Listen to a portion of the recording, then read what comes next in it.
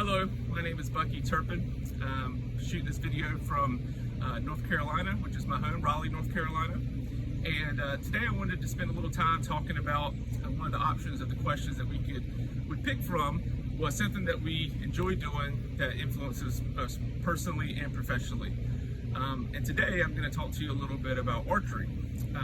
Archery is something I've done since as early as I can remember at my grandparents' house with a fiberglass recurve bow, shooting arrows in the backyard, and I still do it to this day. It's something I really enjoy. I'm going to talk about kind of three different points of how I think it kind of ties back into personal and professional life, and I'm going to describe the different components of the bow to you. Then I'm going to shoot a couple arrows so you can see the mechanics of everything and kind of talk through some of the points when I'm shooting the arrows. So first, let me talk a little bit about the bow here. This is a Matthews Solo Cam compound bow. It uses these mechanical wheels in a pulley system to generate the power needed to push the arrow through the air. Unlike a traditional recurve bow like you would see in the movies or medieval times where the bending of the wood generated the power, this is done through a pulley system. This is a sight for the bow. This is what I use to aim down range at the target. And it also works with a peep. This is a little plastic hole there in the bow. And what happens is when I pull the bow back, I make a line through my eye, through the peep, through the hole, that lines me up, or through the pin, that lines me up to the target, and then you have your release. A couple other little components of the bow here is kind of interesting. These are called monkey tails. They help with vibration reduction. There's also some other components built into the frame of the bow that help with vibration reduction, as well as the stabilizer bar out front. And then I have a drop away arrow rest. So the second I release the arrow, the door falls out and the arrow kind of suspends in air for a second, just for a split second, as the string pushes the arrow forward, so there's no drag on the arrows in the fletchings, and can cause inaccuracy in the arrow. And while we're talking about arrows, I'll show you. I shoot a 250 grain Easton Maxim arrow, and that's the different components of the bow. And the 3 points that I wanted to kind of talk about tonight was practicing for proficiency, practicing for trying to strive for perfection, knowing we're not going to get there, but practice is very important with archery. Another thing I want to talk about is precision, because little things here with the bow, whether it be not holding the right place, having the bow balanced the right way, can mean,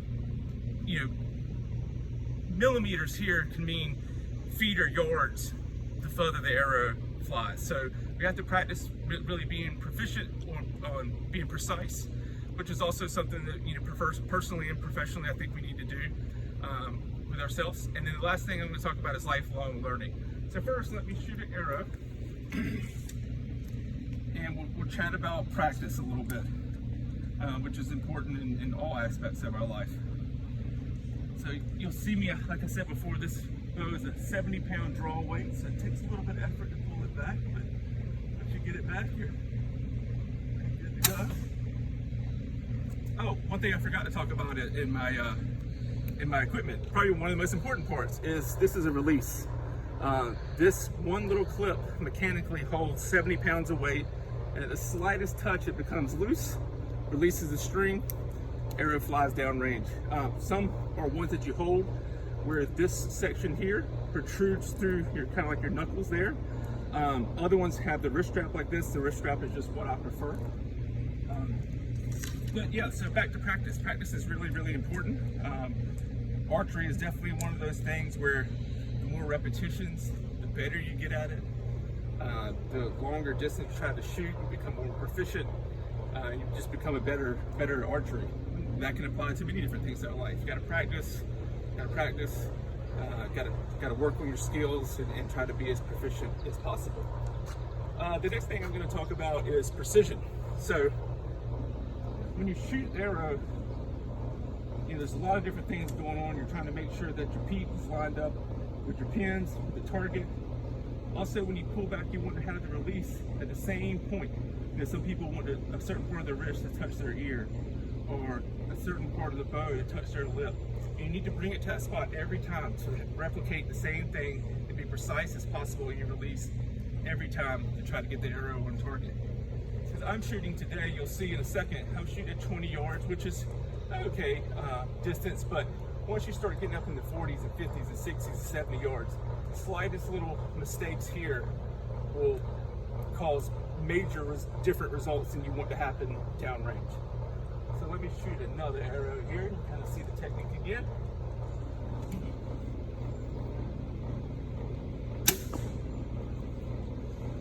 Okay, and the last thing I want to talk to you about is lifelong learning. You'll be able to see when you come behind me, this next shot, you'll be able to see the arrow hopefully kind of fly through the air. But lifelong learning. So like personally and professionally, I think lifelong learning is super important. Like I mentioned when we first started chatting, I started shooting a bow as long as I can remember, really, as a little kid. My grandparents' house, my grandfather gave me a bow. And I shoot now, and I hope to shoot for the rest of my life. Will I ever be perfect? No, there's no way I'll ever be perfect where I can hit the 10 ring every time. That's a good metaphor for life. You're never going to be perfect, but you have to try to hone your skills, be better, try to do the best you can with everything you can. And you know, like I said, this is a 70-pound pool bow. At some point in my life, I'm not going to be able to pull that back anymore because of older age, and I'll just get a bow that's a little easier to pull down, and hopefully something, God willing, will be something I will be able to do for my whole life. So now we're going to see what a shot looks like from behind.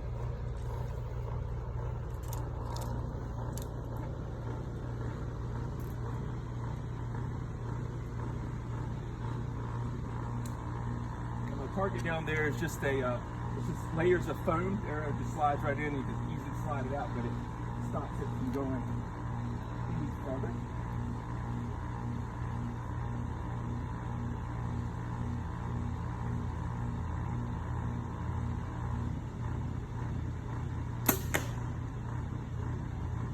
That's it.